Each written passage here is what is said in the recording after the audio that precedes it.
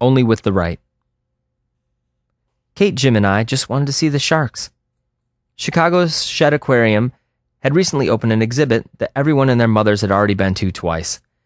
After being sidetracked a few times, today we were determined to see what the fuss was all about. It was a lazy Sunday afternoon, and we hopped on the Brown Line L train headed towards downtown.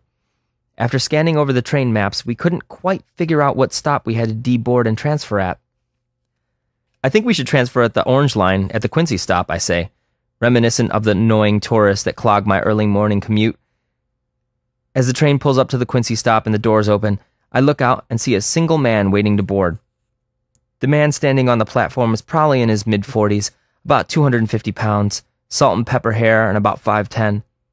He was wearing what looked like a flak jacket and shorts. What I remember most about him was his voice. "On or off!" he barks. Common train courtesy deems that passengers who are already on the train deboard first, thus making room inside for the new riders. I divert my eyes from the train map and think, sure, we were standing in the doorway a bit longer than necessary, but damn, did he have to be so goddamn rude? "On or off!" This time he screams. I think to myself, I've run into my fair share of intense dudes on the train, and it's usually best to move out of their way and let them move on to whatever antics they have planned, most of which involve the consumption of some sort of fried food or urinating in the corner. Jim and I part and step off the train and onto the platform and onto the sides, but the intense dude apparently couldn't wait for us any longer. With an audible huff, he puts his head down and abruptly barges in between us.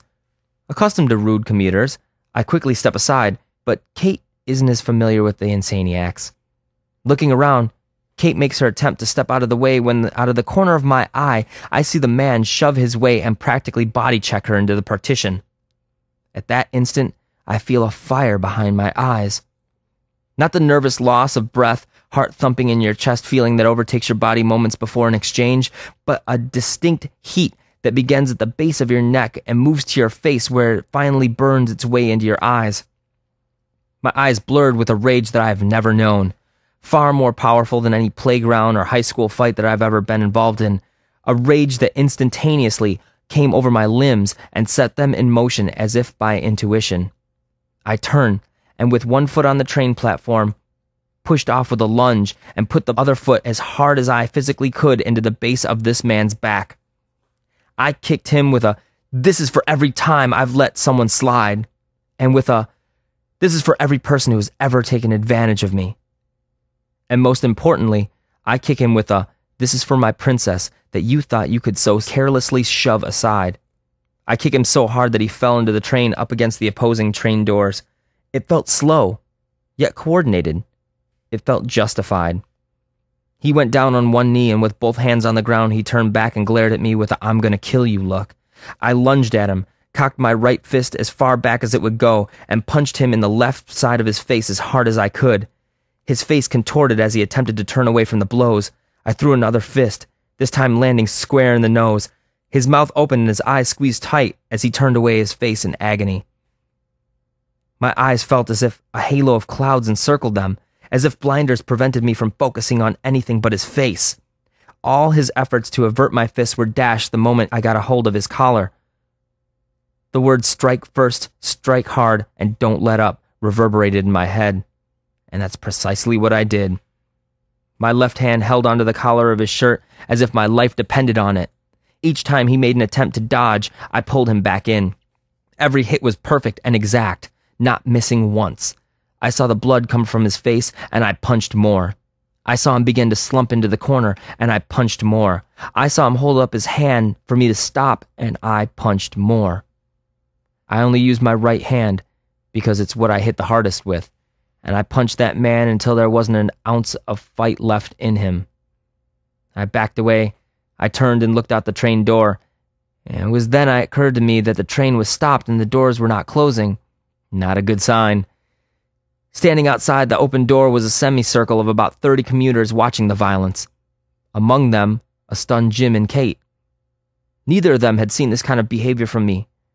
I turned back around as the man was getting to his feet. He yelled, "Someone call the police!" "Shut the fuck up, you fat fuck!" I shouted in my sickest hardcore tough guy voice.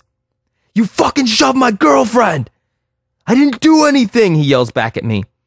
His outright denial infuriates me. The dizzy eyes return, and I remember that only seconds before he had shoved my girlfriend, the girl I kissed goodnight. He fucking shoved her up against the side of the train, and now he has the audacity to play the victim? I charge at him again, getting in 3 more punches before he counters by rushing forward, throwing me up against the opposing train wall and pinning my arms at my sides. I think to myself, I may have gotten lucky the first time. This man is clearly bigger and stronger than I am, and this is definitely the part where I get the shit kicked out of me. As if on cue, Jim rushes in, grabs him from behind, and slowly begins to pull him away from me. The man loosens his hold on my arms, and immediately I swing with a flurry of uppercuts that catch him on the chin. His head snaps back like a Pez dispenser. I hold his right shoulder with my left hand, and I swing upwards with another and another. Free from my grasp, he staggers back again and touches his face. He then looks to his fingers and sees that he is indeed bleeding. I see more blood coming from his face, from his eyes, cheeks, and forehead. He yells for the police again. The crowd of stunned commuters only looks back in hands over their mouth amazement. This time Kate grabs my arm, yanks me off the train, onto the platform, and through the crowd of bewildered people. Jim, Kate, and I quickly walk towards the steps that lead us to the street. I look to her and Jim as we're walking away, and I say, "Holy shit, I just punched the shit out of that guy," as my adrenaline levels return to normal. "Dude, you just beat the shit out of that dude's face," Jim says, shaking his head. Then I hear someone yell, "Stop!" Still wondering why the train hasn't moved, I looked over my shoulder and see the conductor leaning out of the window, alternating between yelling "stop" at me and yelling into his 2-way radio. Just then, I see 2 men with Chicago Transit Authority police jackets emerge from behind a corner and begin running towards me. My adrenaline level spikes as my body must again make the quick fight or flight decision. I turn to Kate and Jim and say, "I have to go now," and I run. I sprint the length of the platform to the stairs. Pushing my way through the crowded stairwell, I emerge at street level, not once looking behind me, and I run.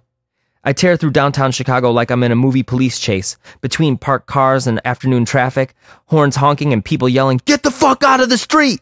I think to myself, this is what all those 5-mile runs along the lake come to. If they want to catch me, they're going to have to earn this motherfucker. I sprint until the air feels heavy and my lungs begin to burn with acid. I arrive at the Chicago River. I stop, catch my breath, tie my shoes tighter. A safe 3 blocks away, I turn and look towards the train station and see that the train still has not yet moved. I pull my cell phone out from my back pocket and call Kate and Jim. Neither answers their phone. I hear the sirens. I see 3 police cars, an ambulance, and a fire truck speeding towards the Quincy stop. Holy shit, I think to myself, hiding behind a bus stop. I think I did that. After a panicked 15 minutes, I eventually get a hold of Kate and Jim, and they've been detained by one of the CTA workers who, after making every effort to have me turn myself in, gave them the "God sees everything" guilt trip speech. Ultimately, we meet up at the river and discuss the insanity of our previous hour. After agreeing that returning to the train would most likely be a bad idea, we retreat to the local pasta place downtown not far from the train station and discuss the chaos and mayhem. In the end, we opt to take a cab home. It took 2 weeks for me to finally be comfortable on the train again, particularly after noticing the warning sticker on the walls of the train that reads, "Any person who assaults a passenger or employee of the CTA can, under law, be imprisoned for up to 10 years. And I still haven't seen the sharks.